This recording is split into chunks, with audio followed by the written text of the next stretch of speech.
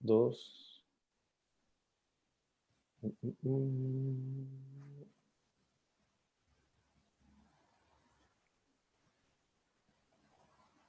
Ahora sí estamos en vivo.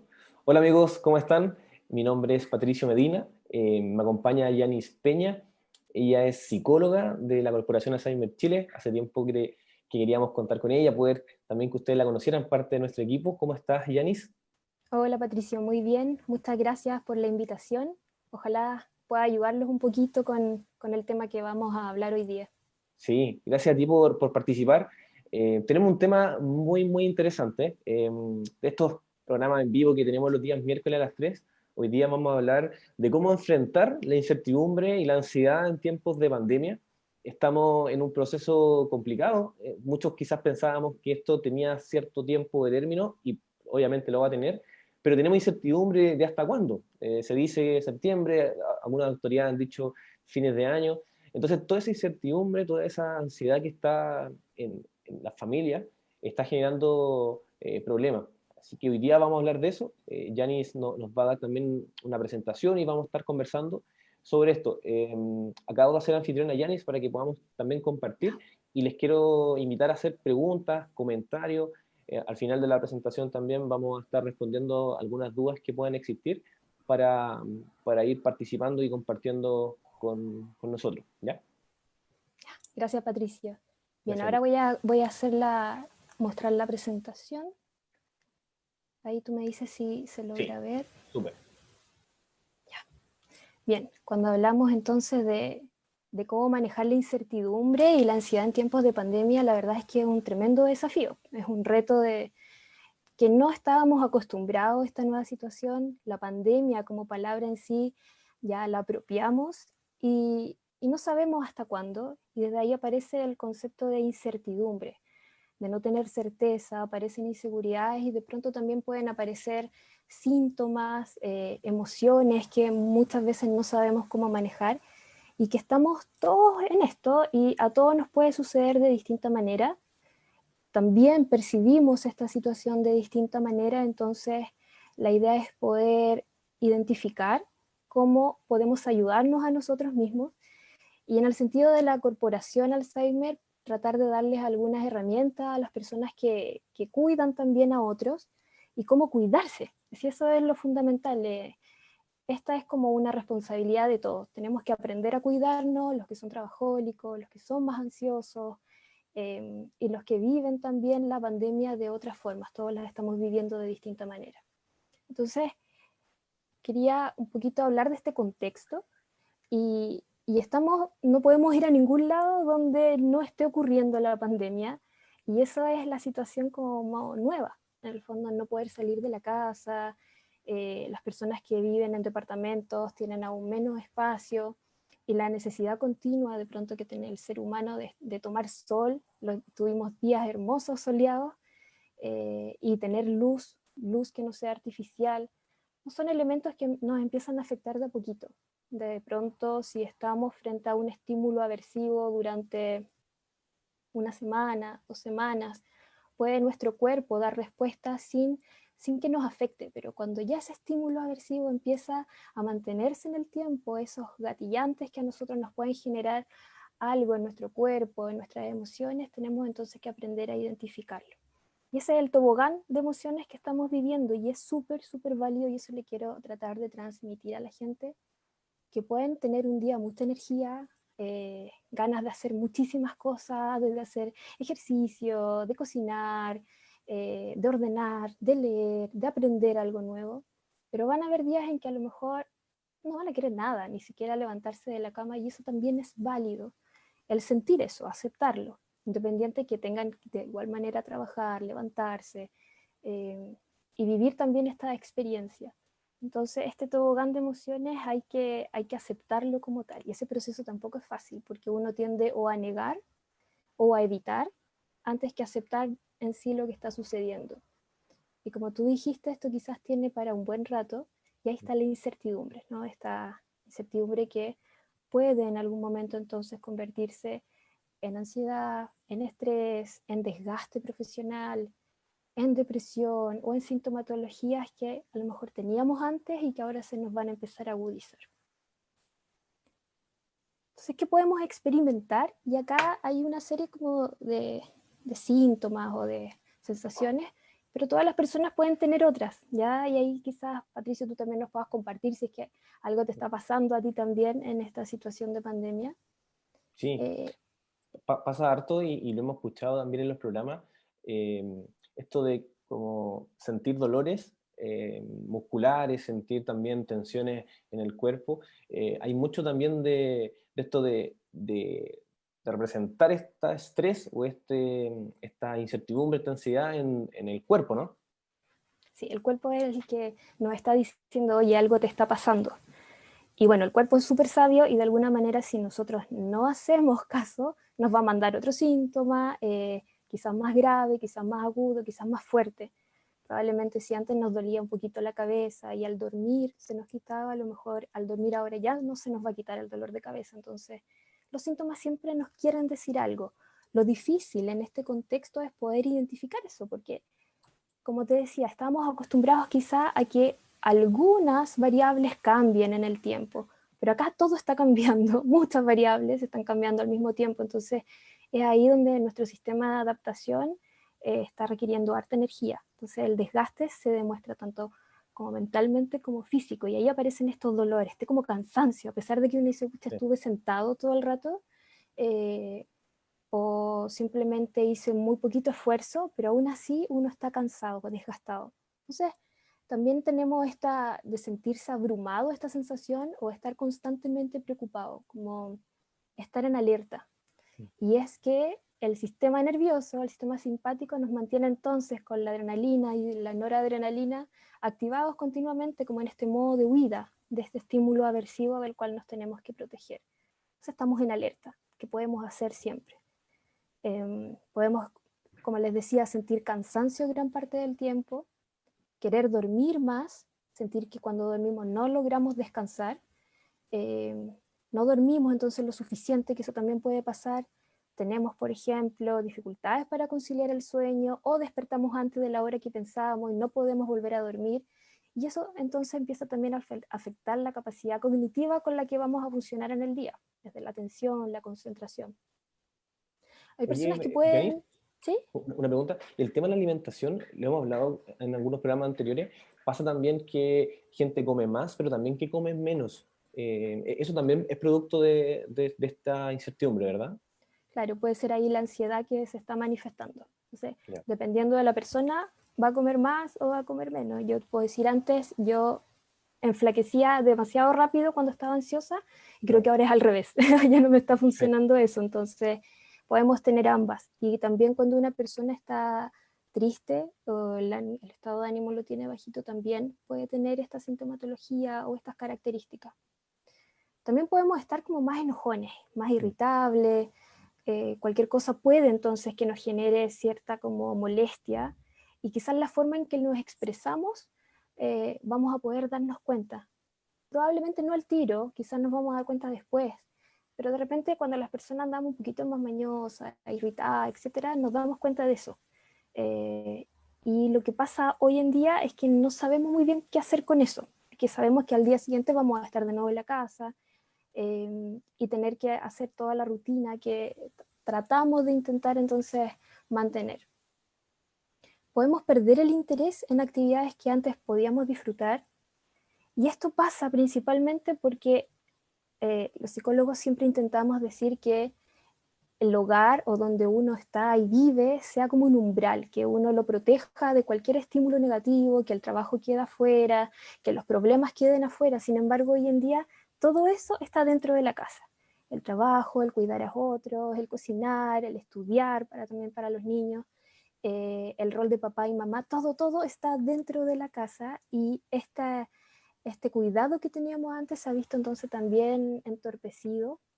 La pandemia irrumpe en todo, el COVID ha sido muy brutal, yo creo, para poder adaptarnos. Entonces, cosas que antes eran muy entretenidas, como ya me voy a sentar a ver un programa de televisión, puede que ya no tenga ganas de hacerlo, porque ya estuve sentado mucho rato quizás viendo el computador con el teletrabajo o siguen siendo de inmediato aparece alguna noticia que ya no quiero escuchar también, que están continuamente y todo el día. Y bien, ahí está sentirse triste, y hay un elemento acá que aparece que es sentir que todo lo hago mal. Y acá es una creencia, y esto es imposible que alguien pueda hacerlo todo mal, o que no voy a ser capaz de hacer algo. Esa es como la autocrítica que aparece, y a veces somos bien severos con nosotros mismos. Aquí tenemos que aceptar, que es como la palabra clave, que podemos cometer errores, porque probablemente vamos a estar más desatentos, vamos a tener alguna dificultad de atención y concentración, porque nuestro foco muchas veces va a estar en las noticias, que en los casos, y las dificultades propias que podemos tener dentro de la familia.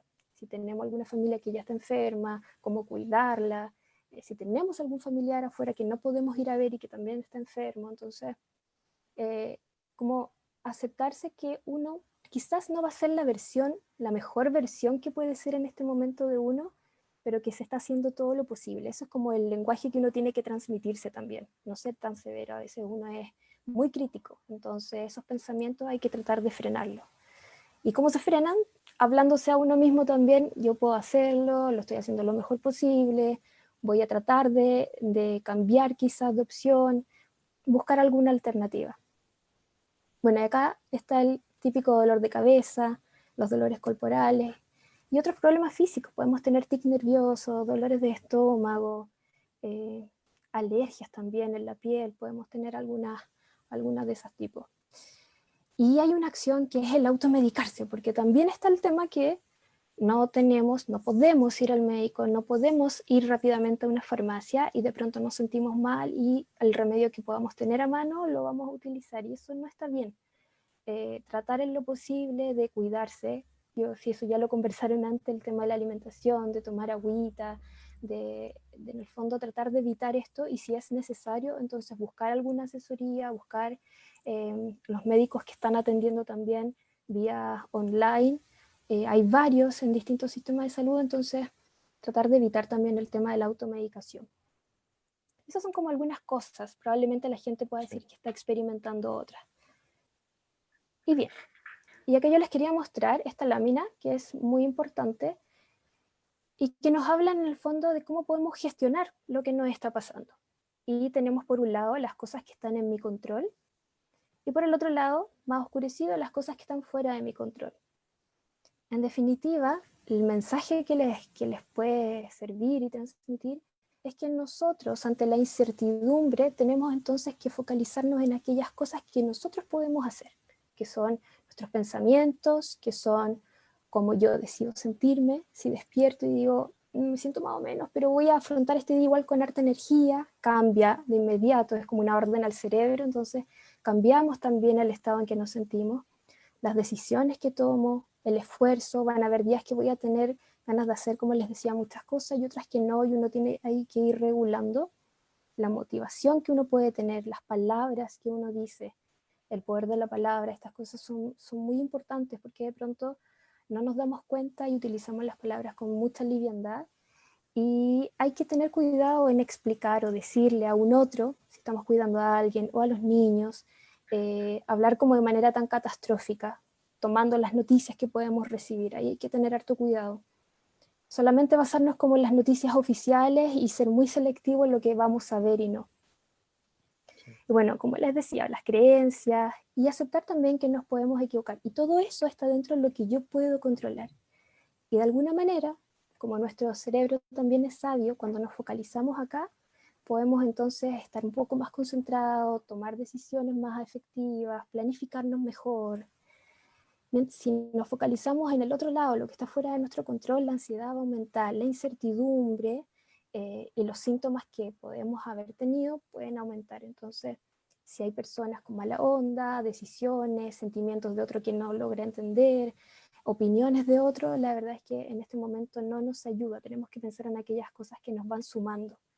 No es momento como de entrar en ninguna confrontación, sino que tratar en el fondo desde lo positivo, ¿ya? Y eso también hay que entrenarse día a día, es como un ejercicio mental. O sea, tratar de focalizarnos Denise, en lo que está una acá. pregunta.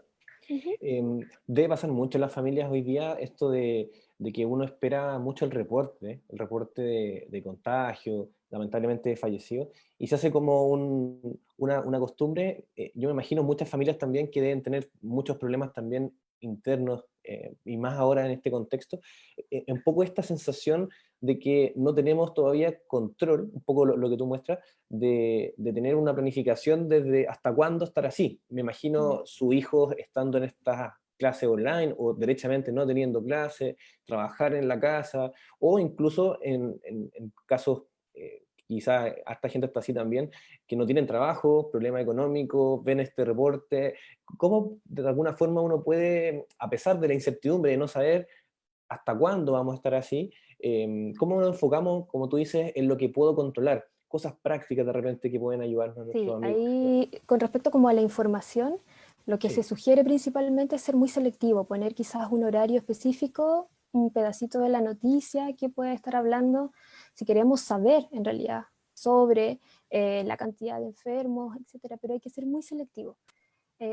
No dejar la televisión encendida todo el rato, porque claro, probablemente puede que nos estén dando un programa diferente, pero cada ciertos momentos entonces se transmiten nuevamente noticias de último minuto y van a haber muchas noticias de último minuto, y que puede ser, yo tengo ahí que identificar si eso a mí me genera entonces más malestar.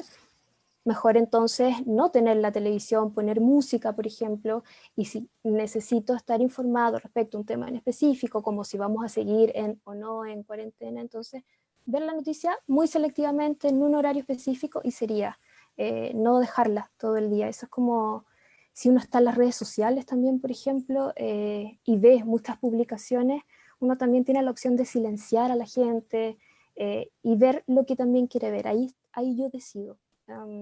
Si algo yo siento que me hace mal, entonces debo saber identificarlo. Bien. Y en el fondo también lo que buscamos con esto de controlar y disminuir esta incertidumbre dentro de mis posibilidades es poder estar en el momento presente, estar consciente. Y eso es lo que se llama mindfulness, estar consciente y enfocado en el momento presente, que es lo que decíamos, no pensar mucho hasta cuándo vamos a estar, porque podemos hipotetizar. Puede ser agosto, septiembre, octubre, no sabemos. Entonces, presente, en qué estoy ahora, cómo me siento ahora, qué le pasa a mi cuerpo ahora, qué tengo que hacer ahora. Y de alguna forma eso nos ayuda también a poder ordenarnos. Si finalmente estamos conscientes de cómo nos sentimos, de lo que nos pasa, podemos entonces también prevenir ciertas cosas. Y bueno, el mindfulness habla sobre todo de estar en el momento presente y de ahí siempre se hacen sugerencias de respiración que les voy a decir un poquito más adelante de esta presentación. Y una de las preguntas que también nos puede ayudar eh, para gestionar o manejar el tema de lo que estamos viviendo en este contexto es cómo quiero vivir esta crisis. Y es válido hacérsela recién ahora, que llevamos semanas en este proceso, y mirar hacia atrás y quizás decir, pucha, yo podría vivirla entonces tratando de cambiar mis pensamientos, mis acciones, dónde está lo que yo controlo y cómo puedo aportar desde ahí. Si yo puedo ser como la persona que se crea una actividad interesante en la familia para jugar, si soy la persona que puede cocinar algo rico y hacer un quiebre, tratar de buscar dónde yo puedo aportar. Y no solo en la familia, no solo con la persona que a lo mejor cuido, no solo con mis hijos, sino que también en el trabajo. El trabajo es todo otro tema de cómo nos podemos sentir respecto a nuestra situación laboral. Cómo yo puedo aportar desde lo positivo, desde mis habilidades, desde mis talentos. No en el afán de producir, ¿ya? Que esa no es la idea, sino en el afán de sentirnos bien, de poder entonces calmar la ansiedad y la incertidumbre en la medida de lo posible. No en este afán como solo producir y hacer cosas y aprender, no. Tratar entonces de hacer el ajuste necesario. Y acá tengo esta imagen que nos puede ayudar un poquito también para entender estas preguntas que yo les señalaba. En el fondo es como quién quiero ser durante el COVID-19. Y tenemos estos tres niveles, que es la zona de miedo, la zona de aprendizaje y la zona de crecimiento. Y acá ustedes pueden hacer el ejercicio, empiezan a observar esta imagen donde quizás estamos la mayoría del tiempo, y probablemente al comienzo de esta situación la mayoría de nosotros estaba acá. Hablamos de compras de pánico, cuando veíamos de pronto el tema de que cuánto confort se lleva, cuánto arroz, etc. Que eso surge desde la impulsividad y desde también querer controlar de lo que yo puedo o no hacer. Dejarse llevar por emociones negativas, que en un inicio está bien, pero luego entonces tenemos que aceptarlas, tomarlas y ver qué podemos hacer con esa emoción, que nos calma, y ahí es donde yo le digo la responsabilidad de saber cuidarnos. Reenviar todos los mensajes, a veces en WhatsApp recibimos muchísimos mensajes y se reenvían como de manera automática, y muchas veces nos informan cosas que no son ciertas, que son estas fake news. Bueno, acaparar comida, papel higiénico, medicamentos. Ahí estamos funcionando desde el miedo. Y es probable que desde el miedo nuestro cuerpo también reaccione de esa forma, en este estado de huida, nos genera más síntomas y el miedo es una emoción muy, muy fuerte. Entonces hay que saber aceptarla y controlarla. Y la zona de aprendizaje. Dejamos de consumir aquellas cosas que no necesitamos, que no son esenciales. Dejo soltar aquello que no está en mi control.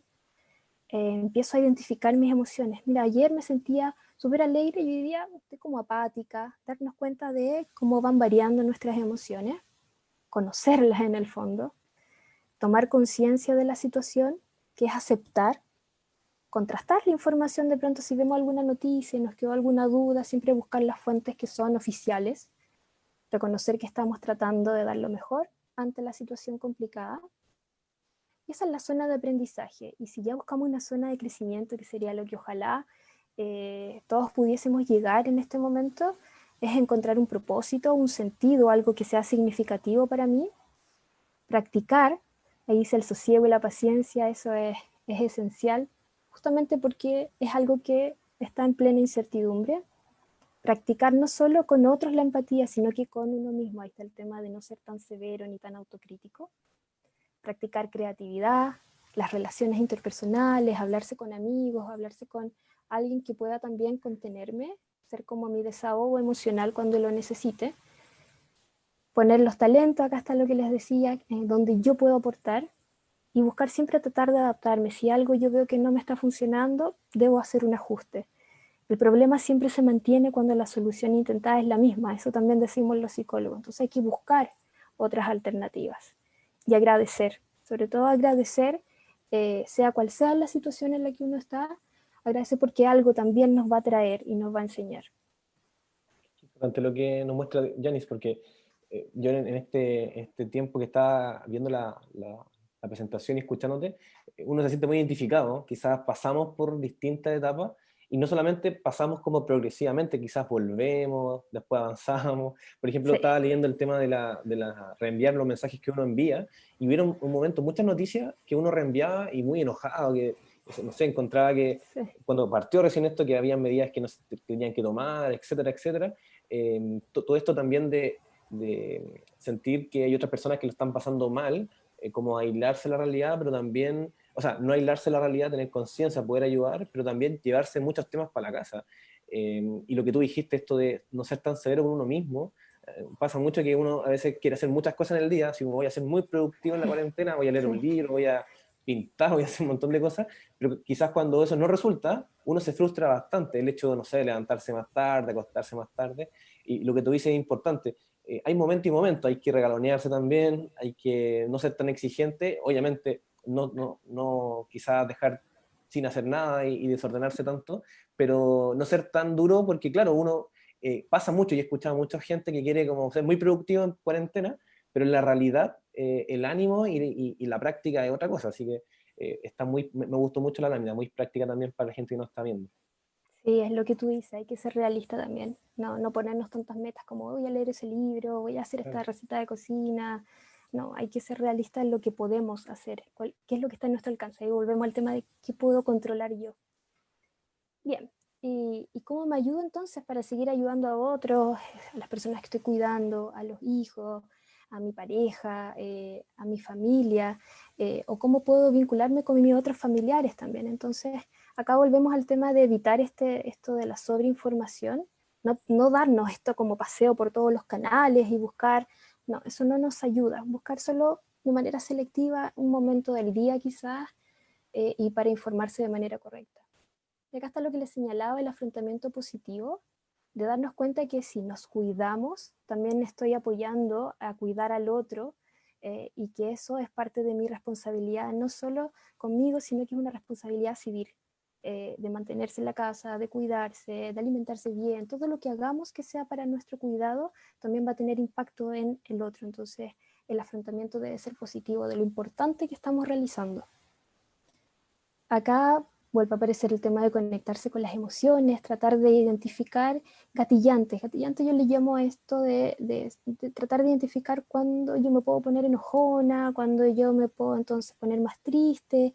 Y lo mismo con los niños, lo mismo con las personas que a lo mejor estoy cuidando. Si algo yo sé que le puede generar como más inquietud o se van a poner a llorar, tratar de identificar esas situaciones y tratar entonces de prevenirlas o aprender a manejarlas también. Si algo no me funcionó, volver a buscar otra solución.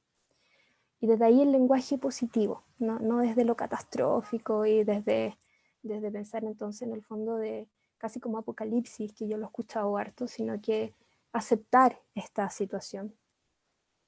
Y aquí parece utilizar la tecnología entonces para mantenernos unidos a nuestros seres queridos, llamar, mostrarles el avance de los hijos, de los niños en el colegio, mostrar cómo está la persona que cuidamos, mostrar si hay un cumpleaños, tratar de celebrarlo igual. Las plataformas nos ayudan. Ahora es cierto, no todas las personas tenemos acceso a todos los tipos de tecnología, pero en la medida de lo posible el llamado telefónico va a ayudar ya muchísimo, el hablar ayuda para sacar entonces las emociones, mantenernos unidos. Y en ese sentido ayudarse mutuamente, si hay alguien, algún familiar que a lo mejor necesita algo, yo se lo puedo enviar, utilizar también estas vías que nos permiten, no sé, estos Uber o estos como delivery que nos ayudan a poder enviar cosas. Y acá aparece lo de planificar una rutina diaria, y eso es muy importante principalmente para las personas que cuidan a otros, el tema de la rutina, con tareas que sean sencillas, que no desgasten tanto y que no generen más estrés, sino que, no sé, saber que el día miércoles tenemos que limpiar la mesa, barrer, sacudir, el día viernes a lo mejor ordenar la ropita, lavar la ropa, pedir entonces ayuda de todas las personas con las que estén. Y si hay alguien que está viviendo solo también tener una rutina que no genere justamente esta como sobreproductividad y que después me frustre, sino que una rutina que me permita mantenerme activo, que es la última sugerencia de acá, mantenerse activo. Y ahí es donde decimos tenemos que hacer deporte, tenemos que hacer algún ejercicio. Bien, y esto también va para las personas que están cuidando a otros, poder empatizar con las emociones de las personas a lo mejor que están cuidando también van a ser un tobogán, entonces tomarlas y aceptarlas desde donde yo puedo hacer algo al respecto. Si yo me muestro enojona con una persona, con un niño, por ejemplo, voy a agrandar la situación. Y como dije, no es momento de estar agrandando situaciones que a lo mejor se pueden manejar de manera más tranquila y calmada. Acá está lo que decía Patricio, mantenerse realista y práctico, ¿no? ¿Qué es las cosas que puedo o no puedo hacer? No me voy a leer un libro en un día, sino que a lo mejor me puedo leer como un capítulo o 10 páginas y establecer esas metas a corto plazo que me permitan sentirme bien y no que me generen esta frustración. Acá está lo que les decía de ser selectivo, restringir este acceso a la información, estar atentos como a estas noticias que son rumores falsos, no tomar todo lo que llegue, de pronto silenciar algunos grupos de WhatsApp también que de pronto nos bombardean con información. Y con los niños o con las personas que cuidamos, escoger actividades significativas y se pueden hacer muchas cosas en la casa. Probablemente en otras de estos live ustedes lo hayan conversado, como poder generar actividades creativas pero que tengan un valor significativo. Escribir una carta, hacer un dibujo familiar, todos esos son elementos que nos ayudan para este momento sí, de la pandemia. Y súper importante es que toda familia pueda tener un plan de acción ante una posible emergencia. Es decir, si hay alguna persona que a lo mejor se resfrió, entonces estar atento a los síntomas. Si hay alguien que entonces está con fiebre, saber qué canal va a tomar, saber qué médico o qué institución, etcétera. Tener ese plan, no reaccionar en el momento como apagando el fuego, sino que ya tener esto planificado y que todos los miembros de la familia lo conozcan. Es como lo que aprendimos durante mucho tiempo cuando hay un terremoto, un sismo, saber qué hacer. Esto es lo mismo, tenemos que aprender y buscar alguna forma de que todos sepan y nos comuniquemos de qué es lo que podemos hacer ante una emergencia. informarse sobre las medidas de cuidado, que eso es algo que ya hemos también aprendido todos, desde los síntomas que podemos tener por el COVID, el uso de la mascarilla, el distanciamiento social, etc. Y algo que a veces nos cuesta harto es aceptar la ayuda. Si de pronto alguien te está diciendo que te puede ayudar, tomar esa ayuda como lo que es, no sobreinterpretar, no sentir que uno entonces no puede o no es capaz, sino todo lo contrario, que es de colaboración, de trabajo en equipo, y concentrarse entonces en lo que yo puedo dar y lo que yo puedo hacer. Volvemos al control, volvemos al tema entonces de que yo puedo hacer ciertas cosas dentro de cierto rango en este contexto y dadas las condiciones actuales. Ya. Y bueno, cuando hablábamos como de hacer ejercicio, relajarse y meditar, tanto suenan como muy bonitas esas palabras, pero no siempre nos dicen cómo nos podemos relajar o cómo podemos meditar, que muchas veces se entiende meditar como dejar la mente en blanco y no es así. Lo que meditar es hacer el ejercicio de respiración y tratar de concentrarnos en la respiración, en nuestra inhalación, en nuestra exhalación.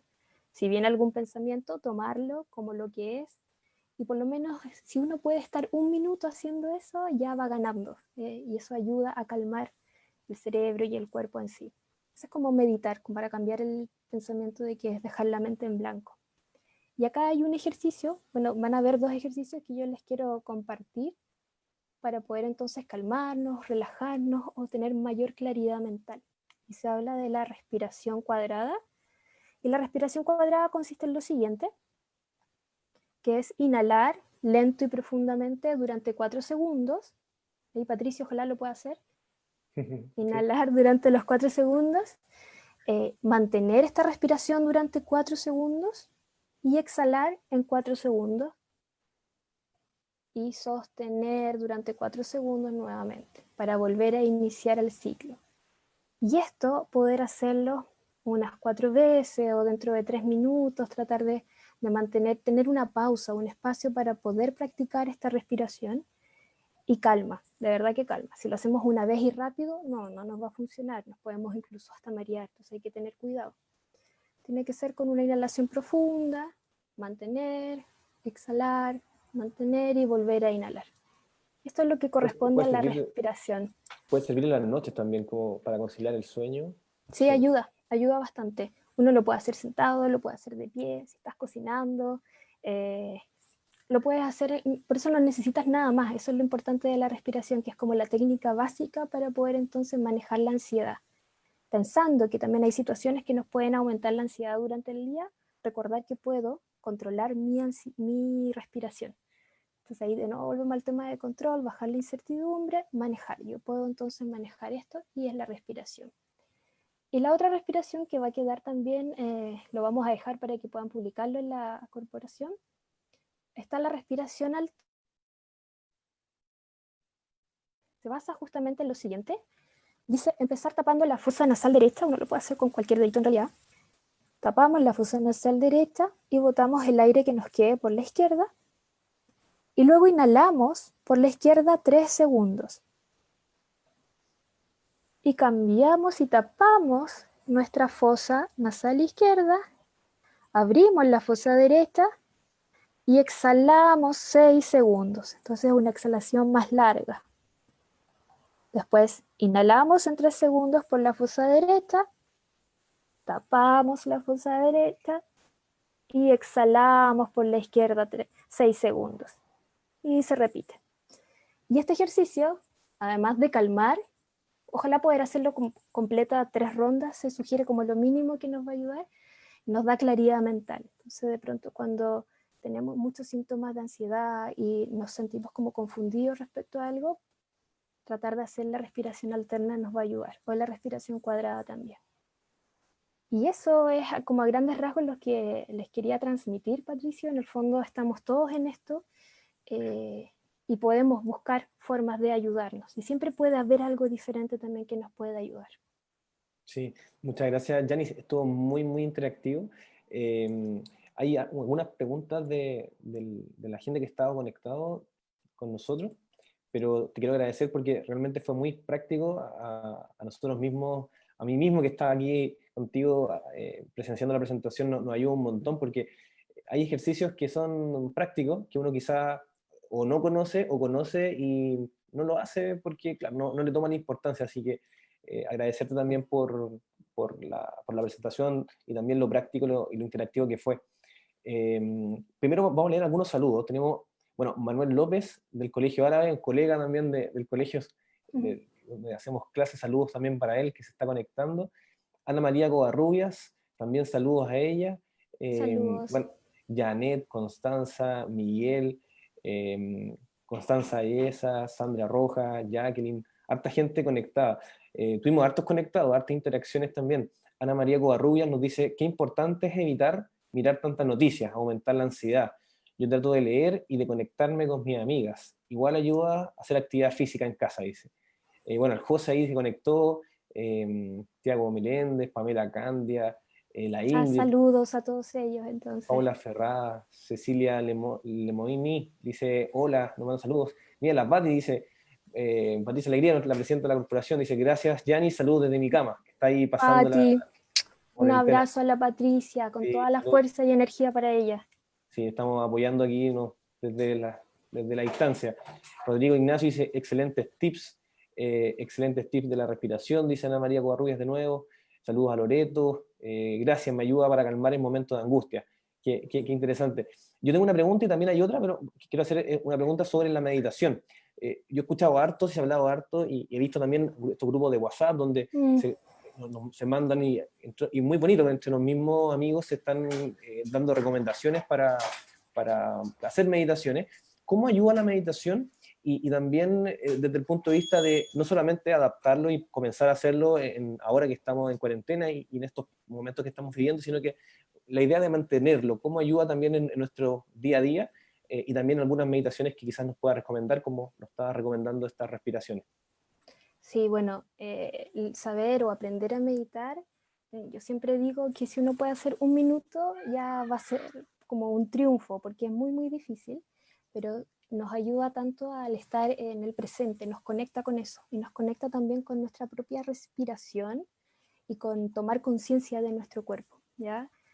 Acá les voy a contar algo, en el fondo yo soy una persona que trabaja mucho y me movía mucho para todos lados y hacía clases y hacía informes y preparaba clases, entonces siento que este momento, este contexto hizo que tomara mucha conciencia de mi cuerpo y de todos los síntomas que estaba teniendo y que quizás venían de hace rato y no los había considerado. Y entonces la práctica de poder respirar o meditar durante un tiempo nos ayuda a conectarnos con el presente, nos ayuda a fortalecer la atención y la concentración, nos ayuda si es que estamos teniendo olvidos, nos ayuda a poder tomar decisiones que a veces nos cuesta, nos damos muchas vueltas, entonces tomar decisiones, planificarnos adecuadamente. Entonces esto no solo nos sirve en un momento de crisis, sino que si podemos practicarla un minuto, partir con un minuto estos días, luego aumentar de a poquito el tiempo, nos va a ayudar harto. Y justamente lo que tú dices con estos grupos, también me invitaron a estos grupos de gratitud y de poder meditar, y es una invitación. Uno sabe si la toma o no, uno tiene que buscar lo que le sirva, porque hay personas que dicen a mí meditar o respirar, relajarme no me ayuda. Claro, porque todos también somos distintos. Entonces ahí está la actividad física que decía una de las personas que nos estaba escuchando. Buscar algo, si me sirve bailar, si me sirve cantar, si me sirve tocar un instrumento, esos son elementos que yo solamente voy a saber si me van a ayudar o no. Ahora, como meditaciones de nombre concreto, tendría que buscar. Y si las busco, las dejaría también ahí en la página para que entonces pudieran aplicarlas, ¿ya? Porque hay algunos ejercicios como bien bonitos y que uno puede ir variando durante el día. Sí.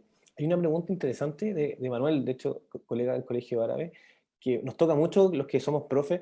A mí me pasa en la universidad y en el colegio, que son jóvenes de 17, algunos de 18 en la universidad, 19 máximos, son jóvenes, que trabajar las emociones con ellos. ¿Cómo trabajar las emociones con niños y jóvenes? Porque pasa mucho que muchas de las clases uno termina conversando de la vida, tratando de ser también un soporte psicológico, porque estamos primero en esta nueva modalidad de trabajar online.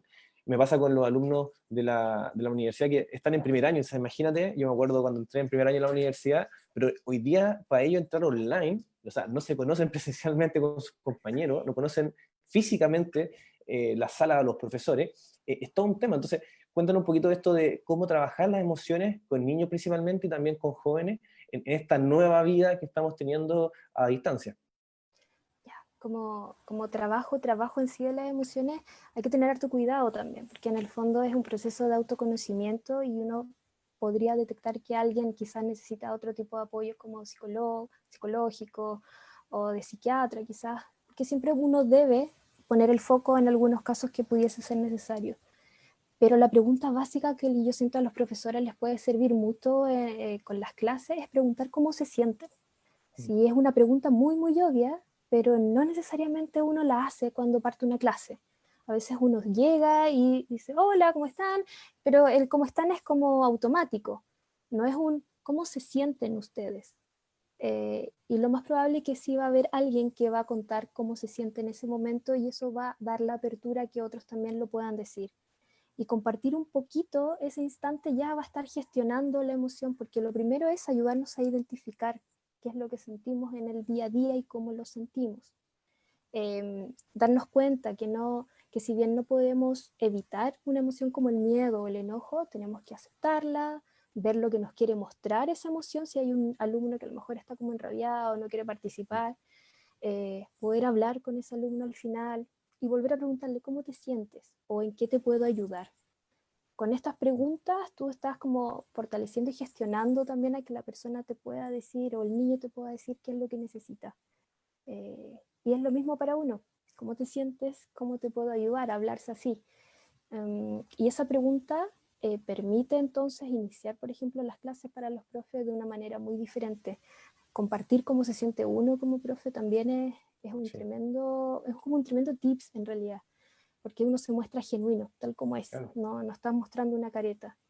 sí. Y por ejemplo, decir, hoy día tengo pena, no significa que la persona o los niños, los que nos estén escuchando, los adolescentes o los universitarios, lo van a tomar como algo malo. Ellos también son muy sabios, incluso más sabios que los adultos. Así que no olvidarse de esa pregunta, ¿cómo te sientes? Más que cómo están, ¿cómo te sientes?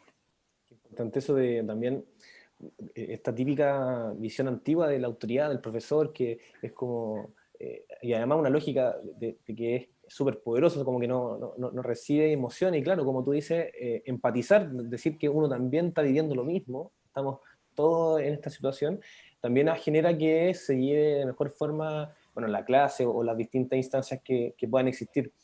Tengo dos preguntas últimas que nos quedan. Una muy interesante de Miguel Echeverría, le mandamos saludos también, sobre a qué nivel de autocrítica tenemos que llegar en una autoevaluación. Un poco tú lo mencionabas, esto de no ser tan autocrítico, pero también estamos en el límite de quizás dejarnos estar mucho, y ese dejarse estar, por así decirlo, también va a generar frustración y puede generar también algún tipo de daño. Eh, ¿Hasta qué nivel de autocrítica? De acuerdo al contexto, quizás. Cuéntanos un poquito de Es eso. que ahí va a depender siempre de cada persona, pero el nivel de autocrítica va de la mano con cómo nos sentimos también, porque tenemos que pensar que de pronto somos tan severos con nosotros mismos que es casi un maltrato hacia uno mismo y no nos damos cuenta, como todo lo haces mal, te equivocaste en esto de nuevo, y de pronto nos miramos y ya estoy con el entrecejo fruncido todo el rato, o tengo los hombros caídos. Tenemos que poner atención entonces, esta autocrítica, cómo nos hace sentir. Y ese es el nivel que va a ser diferente para todas las personas. Si yo me siento frustrado es por algo externo que yo no controlo o es por algo que yo puedo controlar. Ahí volvemos a lo mismo. Si Sí. yo entonces me frustré porque no me leí un libro entero, tenemos que cambiar la estrategia. Es como ponerme otro plazo, leer 5 páginas y ya. No tampoco presionarme ni estresarme más de la cuenta. Sí. Entonces, hay autocríticas que uno puede hablarles incluso, los psicólogos también a veces damos ese tip de poder como hablarle o ponerle nombre a la autocrítica cuando es muy severa. Eh, yo me llamo Yanis y a mi autocrítica le puedo decir Yanota y es como gracias por decirme esto, Claro. Yanota, pero voy a tomarlo de otra manera. Yo sé que puedo hacerlo mejor, por ejemplo, y dejarlo pasar. Eh, y también si tú me dices como me quedo todo el día sin hacer nada, eso también me va a generar apatía o malestar y ahí uno tiene entonces que focalizarse, qué es lo que siente, cómo me siento, qué puedo hacer. Sí. ¿Ya? Qué interesante. Interesante esos tips de identificar como a la emoción, que importante. La última pregunta es de Cecilia Lemoyne, que dice, ¿qué puedo hacer con mi madre? Ella está muy rabiosa, no ve tele. Bueno, no tenemos más contexto, pero cuéntanos un poco de esto de sentir que cuidamos a algún familiar, ya sea que tenga que tenga Alzheimer o quizás cuidar a un adulto mayor, que se ponen más rabiosos, se ponen más mal genio. Algunos consejos que nos puedas mencionar, Yanis. Sí, es como volver de nuevo a esta aceptación. Cuando uno quiere como cambiar al tiro una situación y ojalá que la persona volviese a estar como en un estado más de calma o más alegre, es difícil. Ahí hay que volver a adaptarnos y qué es lo posible, a lo mejor entender que esa persona sí va a estar más irritable, mantener un lenguaje positivo, hablarle siempre desde lo positivo, quizás no insistir tanto en lo que le pasa a esa persona, preguntarlo para dejar la apertura, si es que se le puede preguntar, porque no tenemos el contexto, como dices tú. Y evitar un poco, porque dicen no ve noticias, claro, buscar alguna actividad, si es posible, que sea significativa. De repente yo veía como, no sé, mi abuela le encantaba tejer, tratar de buscar elementos que entonces sean compartidos, que no presionen a la persona y más que sacarla de esa emoción, va a ir cambiando la emoción en la medida que a lo mejor le invitemos hacia hacer alguna actividad diferente, algún juego, Sí. pedirles que nos ayuden, por ejemplo, a cocinar algo, alguna tarea chiquitita, algo que para esas personas tengan como valor, que tenga un propósito, algo más significativo, y acercarnos así. Si nos mostramos también cansados o enojados, eso no nos va a ayudar. Ahí tenemos que tener tiempo fuera, como con los niños cuando hacen rabietas, cambiar el escenario, respirar entonces un poquito y volver a intentarlo. Y darnos cuenta de que posiblemente nos van a volver a preguntar las mismas cosas o nos van a volver a dar más rabia. Entonces ahí, tiempo fuera, tratar de calmarnos y volver a intentar algo que podamos hacer con esa persona. Sí. Ya ni quiero abusar de tu tiempo. Hay una última pregunta que me parece muy interesante. Habíamos planificado mucho menos tiempo y te agradezco también el tiempo Sí. que te has dado en estas preguntas porque es muy interesante. De hecho, de los programas que hemos tenido más interacción porque fue bastante interactivo también lo que tú presentaste. Manuel nos hace una pregunta con respecto a algo que muchas familias, muchos, no solamente jóvenes, porque el tema de la PSU que se viene ahora es un tema finalmente familiar. Nos dice, sugerencia para trabajar con alumnos de cuarto medio ante la incertidumbre de la PSU. Y yo también lo contextualizaría con respecto a las familias. Toda esta incertidumbre que están viviendo, obviamente primero los protagonistas, que son los estudiantes, pero las familias en esta incertidumbre de cómo prepararnos para este paso. Ya en tiempos normales era un tremendo tema para muchos que tuvimos que dar ese paso. Sí. En estos momentos, cuéntanos un poco ese manejo, esa incertidumbre, esa ansiedad, ya sea para el estudiante y también para la familia. Bueno, ahí sería primero validar que es muy normal, como tú lo señalas, poder tener entonces esa ansiedad. Y volvemos al tema de esta incertidumbre, que es algo que no está en nuestro control, saber qué fecha, cuándo, ni siquiera vamos a saber si van a finalizar de manera como correcta o dentro de los plazos en los semestres. Entonces, es como focalizarnos en el día a día, volver a tener estas tareas pensando que quizá el horizonte o el propósito va a ser la PSU en el momento que tenga que ser, aceptarlo así. Puede que sea mucho después de lo que yo esperaba, pero va a ser en el momento correcto, no antes ni después para mí, como el aceptar que la situación es así. Y no presionar tampoco. Muchas veces nos pasa a los profes que también nos piden producir y cumplir con programas de asignatura, que es parte también del trabajo, pero en este producir hay que ver la calidad de lo que estamos entonces haciendo y ponernos estas metas a corto plazo, no tan pensando, bueno, en 6 meses o cuando tengan que dar la prueba y exigir, no. Como yo le sugeriría a él que hablara con sus alumnos, le preguntara esto de cómo se sienten y cómo ven entonces, cómo sería el escenario, quizá imaginarse un escenario y posibles escenarios. Y si hay alguien que le dice que está muy ansioso, entonces señalarle quizá a respirar, alguna técnica, tratar de buscar con los alumnos algo que nos permita entonces también bajar el estrés que nos pueda generar la ansiedad, la angustia, cual sea el síntoma.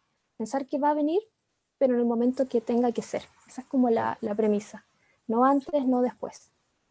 Y que va a venir y también para todos los alumnos, no es solamente la situación que el alumno vive, sino que la estamos viviendo todos. Qué importante Claro. eso. Yanis, te quiero dar las gracias. por tu tiempo, por tu presentación, por este tema que fue tan interesante. Hay algunos saludos ahí, voy a leer algunos finales. Por ejemplo, Ana María Godarrubia dice saludos desde Antofagasta, miren, nos están viendo desde el Ay, norte de saludos, Chile. Antofagasta. Cecilia dice gracias, me ayuda mucho para calmarme en momentos de angustia. Ingrid también, hola Yanis, súper clarito y práctico, saludos. Saludos a la Ingrid.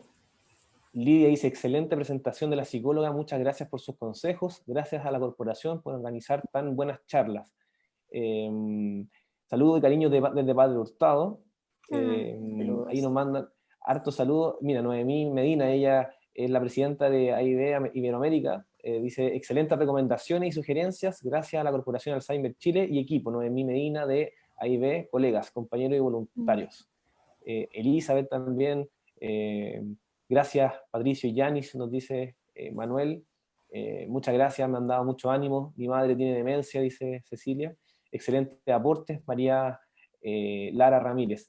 Bueno, agradecerles a los que se conectaron, agradecerles también por la interacción, estamos muy contentos, el programa que tuvo muchas repercusiones, también muchas preguntas, y agradecerte a ti, Yanis, también por tu tiempo. ¿Algunas palabras finales ya para irnos despidiendo de nuestros amigos? No, de nada, esto yo lo hago con todo el corazón y así que si hay alguna pregunta después, ahí vamos a revisar la página o el sitio y me acuerdo de buscar la meditación, que eso quedó como pendiente. Sí. Muchas gracias a todos también y a ti por invitarme a esta instancia. Sí, no, nuevamente agradecerte, estuvo muy interesante. Vamos a tener, bueno, todos los miércoles tenemos estos programas interactivos y antes de despedirnos les quería dejar una invitación. Tenemos, como ustedes saben, todos los viernes nuestro programa de conversación con distintos invitados y invitadas. Este viernes hay un programa muy interesante, bien entretenido. Vamos a tirar justo la gráfica en un ratito más. Vamos a hablar de arte y el Alzheimer. El título es Arte y Alzheimer, las voces de la memoria. Vamos a tener ahí a dos grandes invitadas. Estamos confirmando la segunda, así que por eso vamos a tirar el aviso un ratito más. Pero sí tenemos a Sandra Virgolini. Ella es psicóloga, psicopedagoga y actriz y especialista en adultos mayores desde Tucumán, desde la Fundación León, que también participan con nosotros en estas transmisiones. Ahí vamos a estar hablando de cómo desde las artes, desde el teatro, la música, podemos también ayudar, podemos generar distintos tipos de estimulaciones a personas que estén con Alzheimer. Así que lo dejamos invitado este viernes Buenísimo. a las 3 para que se puedan conectar también. Yanis, nos vemos. Muchas gracias por tu tiempo y por esta presentación. A ustedes. Que estén Chao, muy que estén bien. bien. Chao, Nos vemos. chao.